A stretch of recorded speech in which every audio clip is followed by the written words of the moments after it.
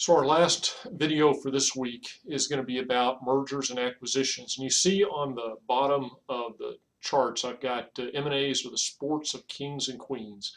These things are sexy, they're big news, they're splashed all over the Wall Street Journal, they get talked about a lot in the press, CEOs get interviewed. So it's cool stuff, but you're going to see that it doesn't always work quite as well as what people want. Now, I told you earlier that one of the things that I don't like about this chapter is that it puts M&As in as though it's always about diversification. That's not true, and in fact, that's I don't want to say a common misperception, but a common mistake that's made in regard to M&As, and that is all M&As are treated alike, and they are definitely not alike. Now, I've put my own three categories in here drawn from other literature. The first is that you see M&As as a consolidation move. This is where two companies that are a lot alike get together, and what they typically are trying to do in this sort of M&A is gain market power to improve their profitability and also reduce costs. The next is often a diversification M&A, and this is M&As as extensions.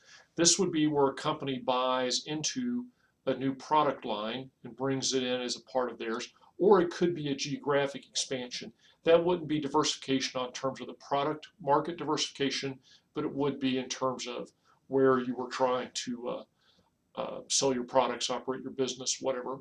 And the last one is M&A as entrepreneurship. This is where companies are buying another company, typically much smaller than them, because they are trying to obtain the resources of that company. They're trying to learn from them. They're trying to generate some synergy with what they've already developed. And you can see that that is a very different economic rationale or logic than is a consolidation M&A. Going to be a tremendous amount of differences between the two of them, with an extension kind of being in the middle. And I don't want to portray these categories as pure. Sometimes you'll see an M&A is heavy on the consolidation, but maybe there's a little bit of extension involved, or maybe heavy on the extension, but there's a lot of consolidation involved as well.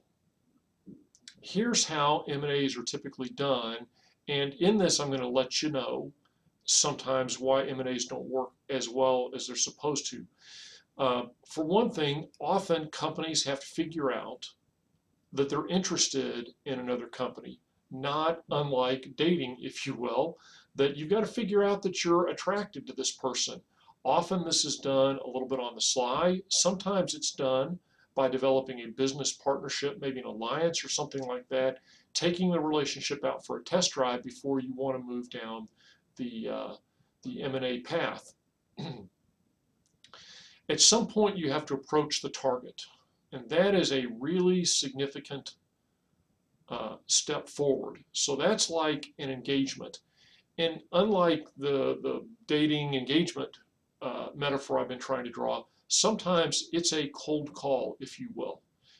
Companies get a call out of the wild blue and say, we would like to buy you. And so it may be somewhat abrupt, and how you handle that approach can be really significant. But the fact that you approach is key, and I'll talk about this a little bit later. I should say how you approach and when you approach and with what you approach is key.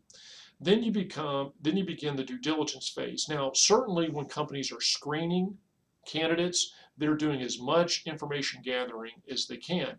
But the due diligence phase is when they open their books, if you will, and you get a chance to go through them in detail. You could almost view this as like if you go to the doctor for a physical exam, they're going to do things to you that you just don't let anybody do to you, and you're going to expose parts of your body to them you don't normally do. Same thing is true of due diligence.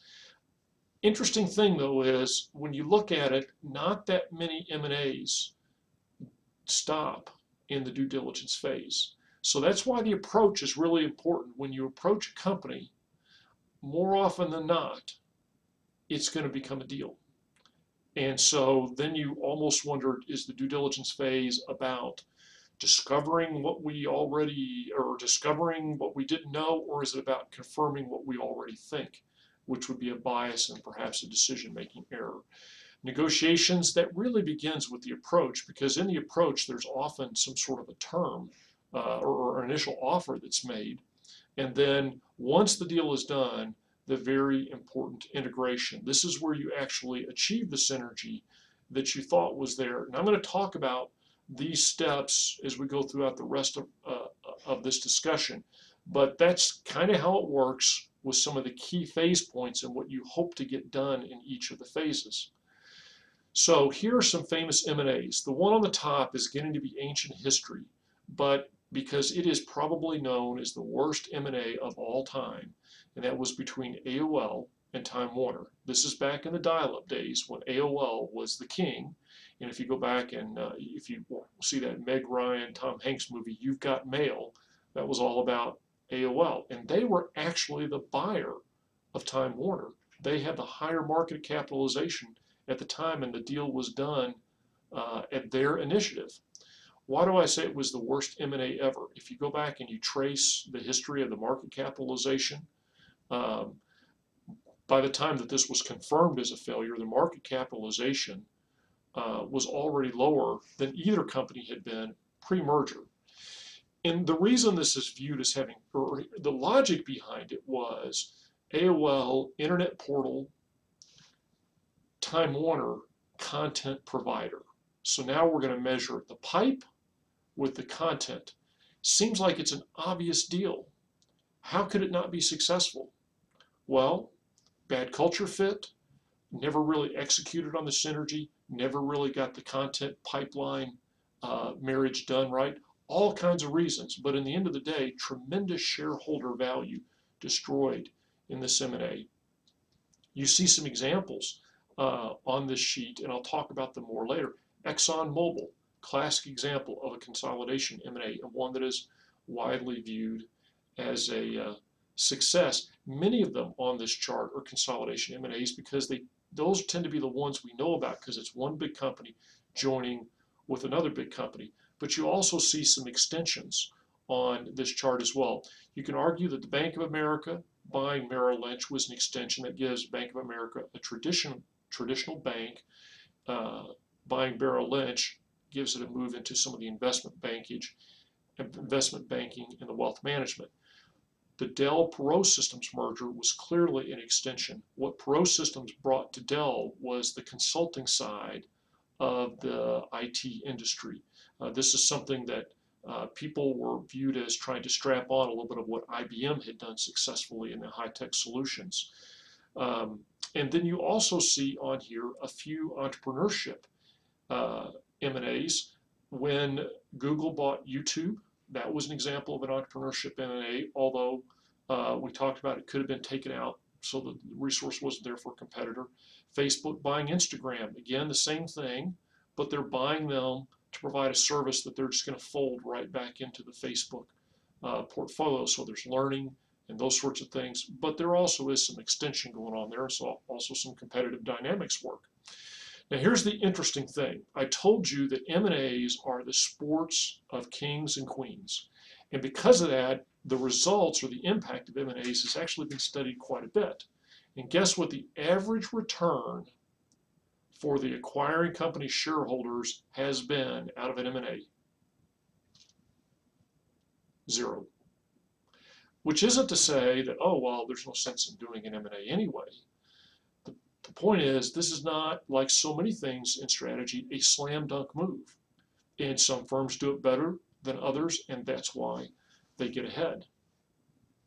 Again, a couple of my Dilbert cartoons, but it makes some interesting points. The top one talks about negotiations, and often when we're into the negotiating phase, the acquiring firm is so hot to trot to get the target that the target is actually able to negotiate a better deal, and that creates problems for the merged entity long term.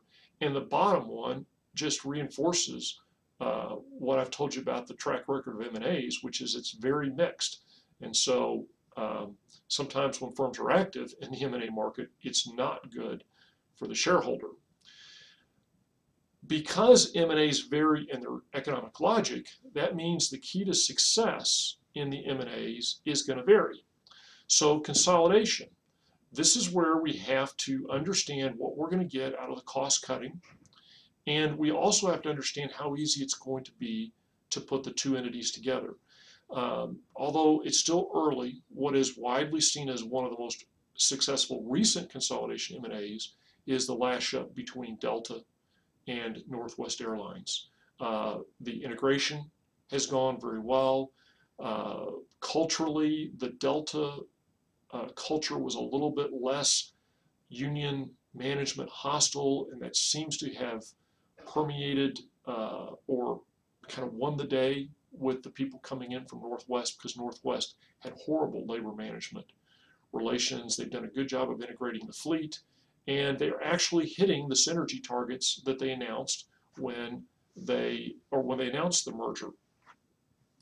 And so much of this is about understanding how you're going to fit the puzzle together and how much money are you really going to be able to save.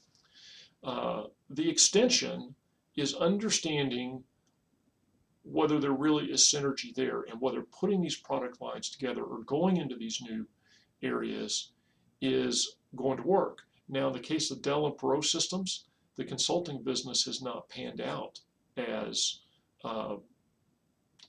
profitably for Dell as people thought it was going to be. Typically, also in an extension M&A, there is some consolidation that goes on, and you want to be clear about the cost cutting. But while you're doing the cost cutting, part of it is keeping the right people on board, and so talent retention is also a big deal here as well. Obviously, I told you the AOL Time Warner merger didn't work because they didn't do a good job of integrating the synergy. Lastly, on the entrepreneurship, this is largely about, does the business fit in, or is the capability you're buying going to be worth it to your company, and can you retain the people? Believe it or not, Walmart has been very active in buying up small companies. And one of the companies they bought, I put my cell phone down, actually, I just remember I've got it on a charger. One of the capabilities that Walmart is rolling out in stores as we speak on a trial basis, not in all markets, is where you can use your smartphone and you scan your own items as you put them into your basket, and you go up front, it generates a QR code. You hold your phone up, the machine then scans the QR code that your phone generates, and it goes, boop, you owe $109.57. And so you don't have to take stuff out of your cart. You just check out as you go. How Walmart got that capability is they bought a startup in that space, and they used those people to develop the technology, and they're just a part of big Walmart. Interestingly enough, the two founders of that company left Walmart not too long ago. Does that mean it failed? Well, they've got the product working. Maybe they got everything they needed out of these fellows and it was time for them to move along. Hard to say, but you can see that this talent retention is a very different situation than can I save money in the consolidation M&A. But let's talk about some things that often sink all M&As, particularly the consolidation and the extension ones. The first is that companies often overpay. Now, let me explain to you about the takeover, what's often called the acquisition premium or the takeover premium. Assuming two publicly traded companies where the markets have not heard of an M&A deal, on the day that the M&A deal is announced, or the day before any of the word leaks out, what they'll do is they'll compare the stock price of that target firm with the proposed acquisition price, and then the difference between the two is called the acquisition premium. So you can see that in the case of when Dell bought Perot Systems, they paid $30 a share when the closing price prior to the announcement was $17.91, which is a 68% premium. So in Dell doing that, they basically said, we have to generate 68% more value out of Perot Systems than the market currently sees in Perot Systems for this deal to be actually beneficial to us. That is a lot of synergy to find. The common rule of thumb, which really is no rule of thumb at all, and I'll explain why in just a minute, is anything over a 25% acquisition premium tends not to work out. But I'm going to explain why that isn't as big a deal as you may see. Now, why does the acquisition premium hurt? Well, usually it means it ties up a lot of money. Either you incur debt that you have to pay interest on, or it takes cash off your balance sheet that you could have used to do something else with. Instead, that money is now committed to that M&A. When do acquisition premiums typically get out of hand? A, hostile takeovers. Here the company is fighting it tooth and nail. They're telling their shareholders it's way undervalued, it's way undervalued, and they keep having to raise the price. And I'll give you an example of that in just a minute. Or if the target firm is able to bring multiple suitors into the play, then that will dramatically drive up the price. There was an acquisition of a smaller company by HP a couple of years ago where they basically stole it from Dell. But Dell's offer was in the $1 billion range, and HP ended up paying almost, I think, about $3 billion to do the acquisition. And so that's why sometimes you'll hear referred to as the winner's curse in M&As when you get into bidding wars. The last one, the highest bidder wins, but they really lose because they end up overpaying for the company. You can see in the hostile acquisitions, the next bullet says keep it friendly. In the case when Kraft bought Cadbury, they ended up with a 45% premium on Cadbury stock because Cadbury kept saying no, no, no, no. So the first bad deal of a hostile acquisition or a hostile takeover is typically a very high acquisition premium. And secondly, you have people that go, this is an arranged marriage that we don't want. And so you have problems on the HR side as well. The next key is to get it done. When you see M&As linger, then you know what's all the talk at the water cooler, what's everybody worried about? Is this deal going to go through? If it does go through, what's it going to mean for my job? And the whole time the senior leadership is focused on the M&A, what are they not focused on? The rest of the business. And sometimes there's a sense that they lose track of what they should be doing on a daily basis. As we read in the article, Cisco, when it was in the prime of its M&A days, was great about that. They do the deal over the weekend, show up on Monday, and everybody's got new business cards. And then lastly is so many of these deals are undone because they do the sexy part. Again, it's kind of like marriage. The wedding is really fun, but now that you're married goes the hard part of actually making it work. And the same is true with M&As. So much energy is put into getting the deal done, and sometimes there's not as much energy in actually reaping the benefits that you should see from the deal.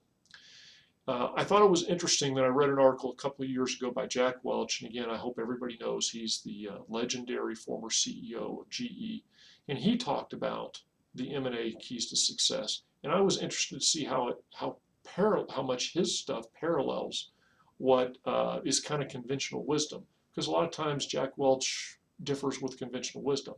He talked about mergers of equals don't work, and the reason is somebody's got to win, somebody's got to dominate. The best example of this is the old Chrysler Daimler Benz, which was in theory a merger of equals, but it was really Daimler Benz taking over Chrysler, and the deal never worked because Chrysler, its DNA just resisted that deal. No reverse hostages. This means don't let the other side drive up the price in the negotiating. He says cultural fit is as important as strategic fit, and I think logically you see that. It's just that companies sometimes ignore that. Get it done fast. You see the 90 days. Another piece of advice is when you take over a company, it's just not assumed that your people are going to go into all the key leadership slots.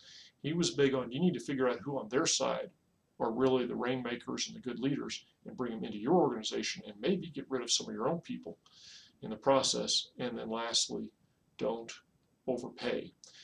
I've very quickly gone through this. We're going to have fun talking about some M&As for the rest of the class because you're going to see they pop up all the time, but they're not a panacea.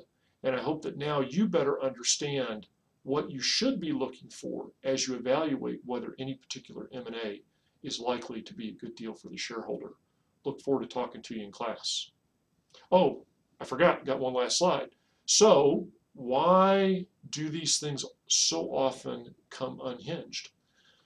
Usually it goes back to hubris on the part of management. They pursue the deals because they want to get big. It's always sexy to say, I'm the CEO of the bigger company. Ego. Jack Welch, the famed CEO of GE, after he stepped down, was interviewed for his book, and basically so much is said, I pursued this deal because lots of people had tried and no one had ever been able to make it work, and I was convinced I was smarter than them, and the deal didn't work. They did do the deal, it just didn't turn out to be a good deal for GE. And lastly is job protection. Sometimes people want to do M&As because they feel like, well, when I'm down, the other company, my original company's down, the new company will be up, it'll bring us up, and that sort of stuff. And the dangerous thing about that is when you get a management team that's committed to something, particularly when they have a personal agenda, when things are going south, they can double down and the losses will be even greater. Okay, now I'm done. I'll see you in class.